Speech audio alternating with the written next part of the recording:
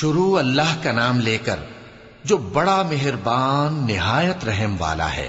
فجر کی قسم اور 10 راتوں کی اور جفت اور طاق کی اور رات کی جب رخصت ہونے لگے، اور بے شک یہ چیزیں عقل مندوں کے نزدیک قسم کھانے کے لائق ہیں، اس بات پر کہ کافروں کو ضرور عذاب ہوگا۔